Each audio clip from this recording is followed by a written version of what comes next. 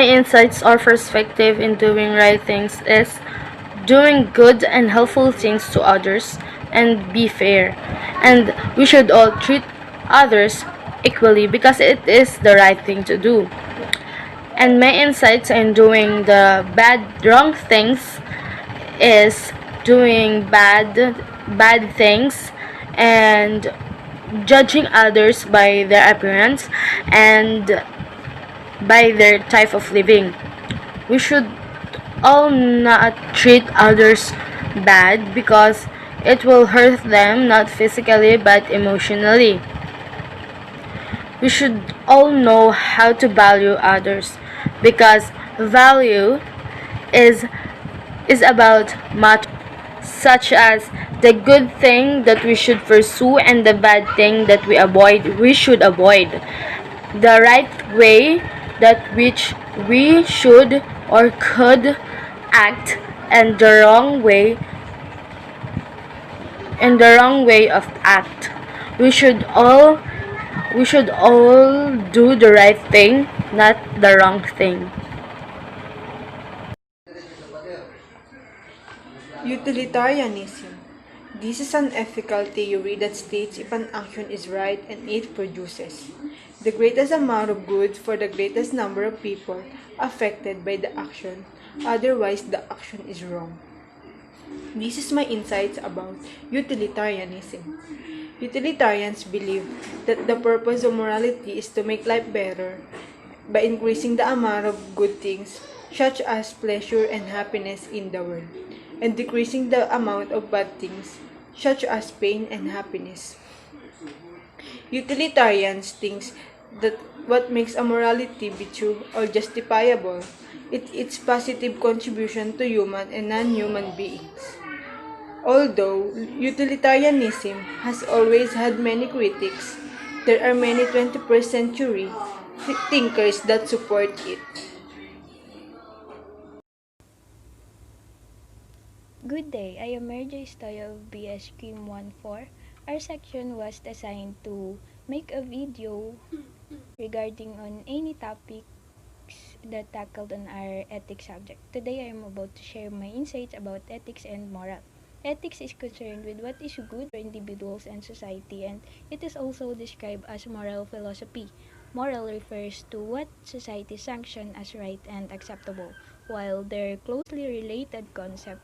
Moral refer mainly to guiding principles and ethics refer to specific rules and actions or behaviors. A moral percept is an idea or opinion that's driven by a desire to be good.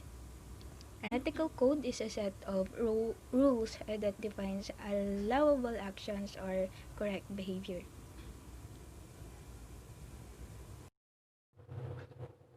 Good day to all of us. My name is Jamaica May Bigalil from Bscrim 1-4. I choose the topic about the value of ethics. Therefore, when we say ethics, it is about the discipline or understanding about human behavior and way of thinking. My insight about this topic, it is telling about yours and talking about your honesty and responsibility as a human being. And it talk about the matters of good things that we need to do or we need to pursue and the bad things that we should avoid. And also it can be talking about yours because it is guided you to a moral daily living by making a positive impact through our decisions and actions. That's all. My insight about the standard of identifying what is right and what is wrong.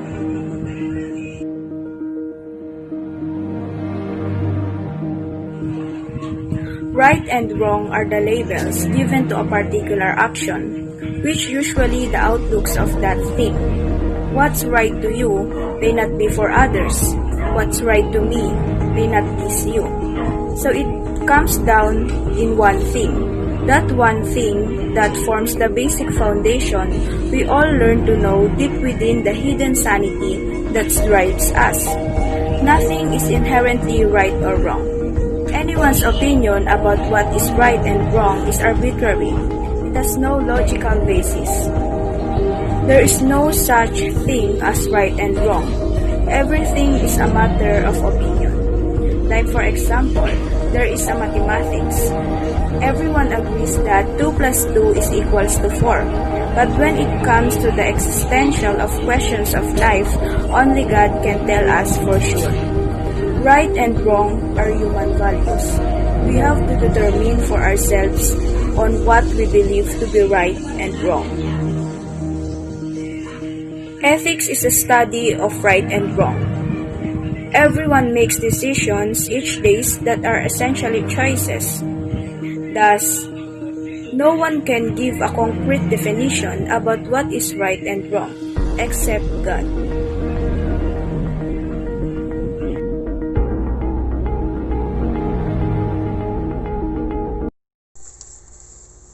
Hello guys, I'm Isa Ode from Bscrim 14 and I'm here today to share my insight what we have discussed in ethics.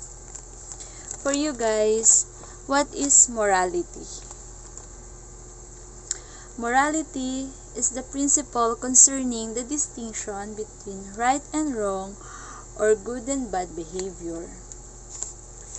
Morality is important because it will give us peace of mind and happiness.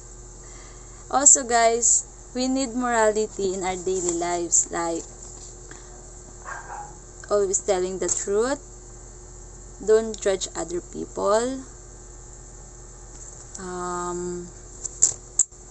have courage, and lastly, keep your promise and treat others as you want to be treated.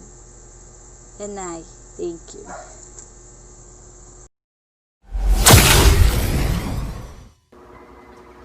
Well, my insight and perspective on morality are based on religion.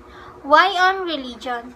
Because religion is according to the cause and effect of action. For example, a man who kills his own kind is a wrongdoing for a reason that is ruins and affects some other's life.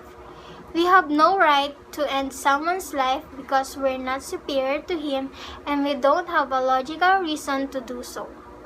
I think that religion also teaches us not to harm someone's living because you are the only one who is harming yourself.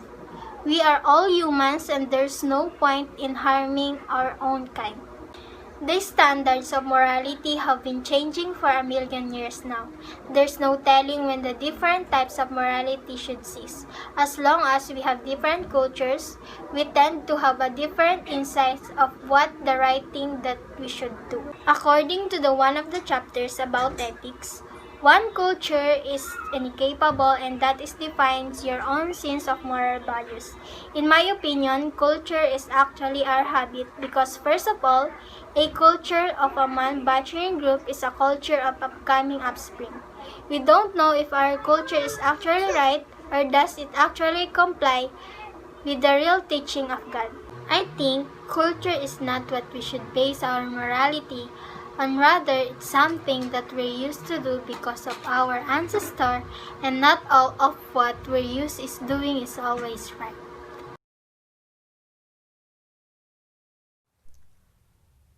Hi everyone, my name is Cecil Bakting from Bscrim 14 and I am here to share to you my own perspective and opinions about our lesson in ethics.